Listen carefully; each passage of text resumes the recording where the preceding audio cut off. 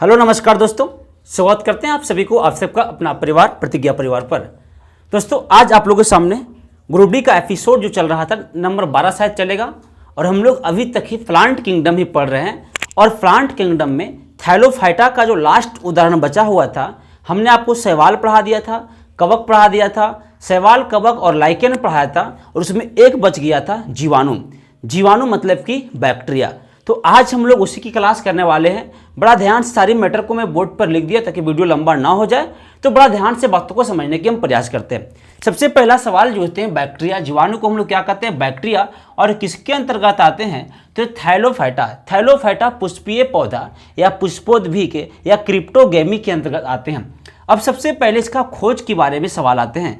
आपसे क्वेश्चन पूछा जाता है कि जीवाणु का खोज किसने किया था, तो बड़ा ध्यान से इसका आंसर दीजिएगा। इनका खोज किया था एंटनी वॉन लीवेनहॉग, यह 1683 में। एंटनी वॉन लीवेनहॉग 1683 में इसका खोज किया था। ऐसे इसके बारे में कहा जाता है कि इसका नामकरण एहरेनबर्ग नामक वैज्ञानिक किया था 1829 में। एहरेनबर्ग। अब यहाँ पे इसलिए जीवाणु का पिता, फादर ऑफ बैक्टीरिया भी किसे कहेंगे? एंटनी वॉन लीवेनहॉग को। ये कई बार एग्जाम में क्वेश्चन पूछा गया है कि जीवाणु का खोज किसने किया है। दोस्तों जीवाणु का खोज किया है एंटनी वॉन लीवेनहॉग ने। एंटनी वॉन लीवेनहॉग ने किसका खोज किया है? जीवाणु का खोज किया है, बैक्टीरिया का खोज किया है। अब यहाँ पे इसके आकार के अनुसार से इसके कई प्रकार के प्रकार है, मतलब कि साइज के अनुसार जीवाणु का कई प्रकार है। बड़ा ध्यान से बातों को समझने की कोशिश करेगा कि साइज के अनुसार इसका प्रकार। तो सबसे पहले छड़ाकार या इसको बैसिलस होते हैं, मतलब कि छड़ के आकार का जैसा होते हैं। छड़ के आकार के जैसा होंगे उसे छड़ाकर या बैसिलस जीवाणु कहते हैं। इसकी कैसे होते हैं? छड़नुमा या बेलनाकार। बेलनाकार मतलब सिलेंडर, मतलब कि लंबा टाइप के होते हैं, बेलन के आकार के जैसे होते हैं, कुछ इस टाइप के होते हैं। अब पहला क्या पढ़ लिए हम लोग? छड़ाकार या बैसिलस, इसको बोलते हैं छड़नुमा या बेलनाकार। दूसरा है गोलाकार या कोकस। गोलाकार या कोकस, गोलाकार जीवाणु या इसे को इंग्लिश में कोकस कहते हैं। यह गोलाकार एवं सबसे छोटा। तो ये क्वेश्चन बहुत बार रिपीट हुआ है कि सबसे छोटा जीवाणु को क्या कहा जाता है? तो गोलाकार या कोकस कहा जाता है। सबसे छोटा जीवाणु को हम किस नाम जानते हैं दोस्तों? तो गोलाकार या कोकस के नाम से हम जानते हैं आपका सबसे छोटा जीवाणु को। अब है आपका कोमा। अब इसकी आकार, इसको हम लोग कोमा आकार या इसको विब्रियो कहते हैं। विब्रियो, ये भी आपका कई बार एग्जाम में है विब्रियो। तो आपका विब्रियो जो होते हैं ये आपका कोमा साइज के होते हैं, और इसमें एक जीवाणु है, इसका नाम है विब्रियो कैलोरी। Vibrio calorie. अगला है सर्पिलाकार। यह स्प्रिंग या स्क्रू की तरह होते हैं। यह स्प्रिंग या स्क्रू की तरह होते हैं, इसे हम क्या बोलते हैं? सर्पिलाकार। कौन जीवाणु बोलते हैं? सर्पिलाकार। तो अपना 4 प्रकार पढ़ लिए। सबसे पहले छड़ाकार पढ़ें, गोलाकार पढ़ें, कोमाकार का पढ़ें और सर्पिलाकार पढ़ें। सबसे छोटा कौन होते हैं? तो गोलाकार होते हैं। और आपका विब्रियो किस में आते हैं? कोमा में होते हैं। और स्प्रिंग और स्क्रू की तरह कौन होते हैं? सर्पिलाकार होते हैं। अब दोस्तों समझेंगे कुछ और कि इसकी लाभ क्या क्या होता है। हम अगर जीवाणु होने से हमको लाभ क्या क्या है, हमको प्रॉफिट क्या क्या मिल सकता है। तो सबसे पहले जीवाणु जानवर के आंत में पाया जाता है। जानवर जो होते हैं उनके आंत में एक जीवाणु पाए जाते हैं, और वह जीवाणु क्या करते हैं? जानवर में भोजन को पचाने का काम करता है। जानवर में भोजन क्या करने का? पचाने का काम करता है। तो इतना रखना कि जानवर के आंत में जीवाणु पाया जाता है जो भोजन को पचाने में, जानवर के भोजन को पचाने में काम करते हैं। बहुत फेमस है लैक्टोबैसिलस। क्या नाम है? लैक्टोबैसिलस। और लैक्टोबैसिलस जीवाणु का प्रयोग हम कहाँ करेंगे? दूध से दही बनाने में। दूध से दही बनाने में हम किस जीवाणु का प्रयोग करते हैं? लैक्टोबैसिलस नामक जीवाणु का हम प्रयोग करते हैं। कहाँ से कहाँ दोस्तों? दूध से दही बनाने में लैक्टोबैसिलस नामक जीवाणु का प्रयोग करते हैं। यहाँ तक बात समझ में आए। अगला है आपका टेनिंग। ये टेनिंग विधि क्या होता है? बड़ा ध्यान समझिएगा। टेनिंग, ये टेनिंग नहीं लिखा हुआ है, टेनिंग लिखा हुआ है ना। टेनिंग विधि क्या होते हैं? तो ये चमड़ा उद्योग में होते हैं। चमड़ा उद्योग में क्या होते हैं? जैसे कि आप जानते हैं कि चमड़ा का चमड़ा जो होते हैं उसका पर्स बनते हैं, उनका जूता बनते हैं, उनका बैग बनते हैं। बैग मतलब हम लोग जो उसको बैग कहते हैं, और महिलाएं लोग ले जाती है उसको पर्स कहते हैं। एक वो महिला 10-10 हज़ार के पर्स ले जाएगी, 10-10 3-3 लाख का पर्स भी आपको बाजार में मिलता है। 3 लाख का पर्स है भाई साहब, और महिला खूब छमकाल चलेगी, देखिए 3 लाख का पर्स हम लेके घूम रहे हैं, और पर्स में कोई चीज़ पता चल रहा हो, जो खरीद के दिया उसको समझ में आ रहा होगा, है ना, उनको क्या बुझा रहा होगा। तो अब ये जैसे कि चमड़ा है, चमड़ा के पर्स अगर मिल रहा है, और उसको जिसको हम लेदर बोलते हैं, चमड़ा का पर्स, अरे भाई साहब अगर चमड़ा का पर्स दे और उसमें तनी मनी मांस लगल रहे पर चमड़ा में, तो खरीदेगा नहीं खरीदेगा, तो ऊपर से हम झलकत रहेगा झक झक। तो उस चमड़ा के, गाय के चमड़ा, भैंस के चमड़ा, बैल के चमड़ा, गधा के चमड़ा, जो भी चमड़ा होते हैं, अब उसको क्या होते हैं, गाय भैंस के बैल चमड़ा जो होते हैं उसको एकदम अच्छा से साफ होते हैं, ताकि पूरा मांस उस सब निकल जाए, पूरे के पूरे गंदगी उससे बाहर निकले, सभी तरह के चीजें उससे क्या निकले, बाहर निकल जाए, गंदगी, मांस। उसी विधि को हम एक नाम देते हैं, उसे कहते हैं टैनिंग विधि। क्या बोलेंगे, टैनिंग विधि। तो टैनिंग विधि चमड़ा उद्योग में चमड़ा को आसानी से क्या करने के लिए, तो चमड़ा को आसानी से साफ करने के लिए हम जिस उद्योग का प्रयोग करते हैं दोस्तों, उसका नाम है टैनिंग उद्योग। क्या, टैनिंग उद्योग। अगला है दलहन फसलों के जड़ में। अब यहाँ पे दलहन फसलों के जड़ में, खास करके मटर के जड़ में आपको राइजोबियम नामक जीवाणु पाया जाता है। राइजोबियम, ऐसे दलहन में राइजोबियम, और अगर मटर के पौधा रहे तो ब्रेंडोराइजोबियम। अब इसको क्या करते हैं, राइजोबियम जो है वह नाइट्रोजन का स्थिरीकरण करते हैं, नाइट्रोजन फिक्सेशन। अब सर नाइट्रोजन फिक्सेशन क्या है, नाइट्रोजन को क्या करना, स्थिरीकरण करना, विधि क्या कहलाता है, नाइट्रोजन का स्थिरीकरण। अब आपको ये समझ में नहीं आ रहा है कि क्या होता है, जैसे कोई भी चीज डायरेक्ट, जो कोई पौधा होते हैं खासकर दलहन के पौधा, और डायरेक्ट नाइट्रोजन को नहीं अपने पास रखता है, तो नाइट्रोजन को नहीं रखता है तो उसको हम लोग क्या करते हैं, N2 में बदल देते हैं। N2 में बदलने की प्रक्रिया मतलब नाइट्रोजन तत्व को नाइट्रोजन गैस में बदलने की प्रक्रिया को नाइट्रोजन के स्थिरीकरण करते हैं, या स्थिरीकरण करते हैं। जैसे समझने की बात है, आपको अगर आटा दिया जाए तो क्या आप आटा खाइएगा, नहीं ना खाइएगा, लेकिन वही आटा से जब आपको रोटी बना कर दिया जाए तो आप वो खा सकते हैं, दबा के खाते हैं हम लोग। आटा से क्या बन गया, रोटी बन गया। तो हम आटा नहीं पचा सकते हैं, हम क्या पचाएंगे, तो हम रोटी पचाएंगे। उसी प्रकार से नाइट्रोजन नहीं पचाता है, N2 पचाता है पेड़ पौधे। इसी को हम क्या बोलते हैं, नाइट्रोजन का स्थिरीकरण। क्या बोलते हैं, नाइट्रोजन का स्थिरीकरण। अब समझिएगा, अब नाइट्रोजन की स्थिरीकरण करने में कौन सा जीवाणु काम आते हैं, तो जीवाणु का नाम है राइजोबियम नामक जीवाणु। क्या, राइजोबियम नामक जीवाणु जो है नाइट्रोजन को स्थिरीकरण करने में काम आता है, राइजोबियम नामक जीवाणु।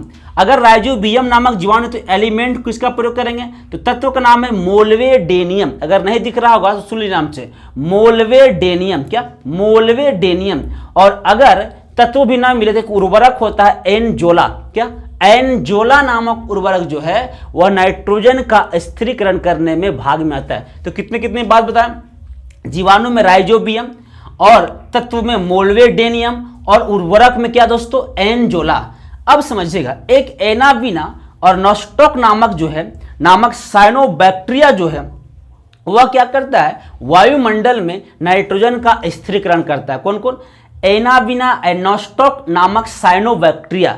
एनाबिना और नॉस्टॉक है, दो नाम रखना है। एनाबिना और नॉस्टॉक नामक साइनोबैक्टीरिया जो है वायुमंडल में नाइट्रोजन को स्थिरीकरण करने में काम करता है। साथ साथ दोस्तों याद रखना, राइजोबियम और आपका ब्रेडी राइजोबियम मटर के पौधे में नाइट्रोजन का स्थिरीकरण करने में काम आते हैं। एक बार फिर से हम रफली रिकॉल करते, फिर आगे हम समझाएंगे।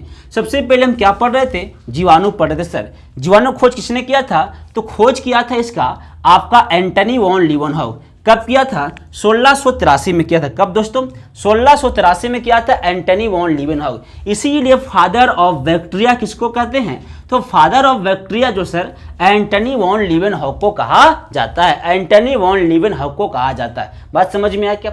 अब इसके प्रकार हम पढ़ा चुके हैं कि आपका छड़ाकार होते हैं, गोलाकार होते हैं, कोमाकार होता है, स्पिरलाकार होता है, सब छोटा कौन होते हैं, तो गोलाकार को हम लोग कोकस भी कहते हैं। अब सबसे पहले इसका लाभ पढ़ाए थे कि लैक्टोबैसिलस दूध से दही बनाने में, और जानवर के आत्म जीवाणु पाया जाता है। टैनिंग चमड़ा उद्योग में साफ करने के लिए, दलहन के जड़ों में आपका नाइट्रोजन स्थिरीकरण करने में, मतलब कि समझा दिए हैं, और राइजोबियम नामक होते हैं। इतनी सारी बात समझिएगा। अब इससे एक और सवाल बनता है, उसका नाम है दूध का पाश्चुरीकरण करना। क्या करना? दूध का पाश्चुरीकरण करना। और आपको पता है कि यहाँ से हम लोग वैज्ञानिक का नाम पढ़ने वाले हैं, जिस वैज्ञानिक का नाम है लुईस पास्चर। क्या नाम है? Lewis pasture. जल्दी से सभी लोग लाइक कर दो एक बार वीडियो पर, और पहली बार आए तो चैनल को सब्सक्राइब करके बेल आइकन दबा लीजिए और अपने दोस्तों को शेयर जरूर कर दीजिएगा। आइए दोस्तों, इस प्रकार से हम 12 एपिसोड आज कंप्लीट करने वाले हैं, तो पीछे की 11 एपिसोड आप जरूर देखिएगा। ग्रुप डी में हूबहू क्वेश्चन आने की संभावना रहती है यहाँ से। चलिए अब हम लोग किसकी बात करेंगे?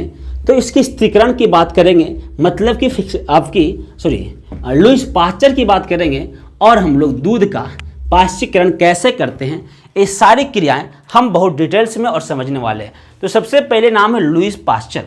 अब ये लुईस पास्चर साहब दो के लिए फेमस है। लुईस पास्चर अब कितने के लिए फेमस है? दो चीज के लिए फेमस। सबसे पहले यह रेबीज के टीके का भी खोज किया था। रेबीज के टीके खोज किसने किया था? लुईस पास्चर नामक ने। अब लुईस पास्चर जो है वो आपका टीके का खोज किया था। तो याद रखना, रेबीज के टीके का खोज किसने किया? तो दोस्तों रेबीज का टीका का खोज जो है वो आपका लुईस पास्चर ने किया था। ये तो बात हो गया, हमको यहाँ उसमें नहीं जाना है, हमें दूध का पाश्चुराइजेशन की बारे में बताना है। और एक और काम किया था ये दूध का पाश्चुराइजेशन, जिसको हम लोग कर सकते हैं, है ना। अब यहां पे दूध का पाश्चुराइजेशन किया था। अब ये क्या होता है सर? अब यहां पे क्या होते हैं, बड़ा ध्यान से समझिएगा। ये दूध का जो पाश्चुराइजेशन है, इसके बारे में हम कंप्लीटली समझने की हम कोशिश करते हैं। अब दोस्तों समझने की प्रयास हम करते हैं किसके बारे में? दूध के पाश्चुरीकरण के बारे में। अब चीजों पर बड़ा ध्यान दीजिएगा। अब यहां पे इन्होंने क्या किया, यह दूध का पाश्चुरीकरण करने की बात लुईस पास्चर को क्यों दिमाग में है?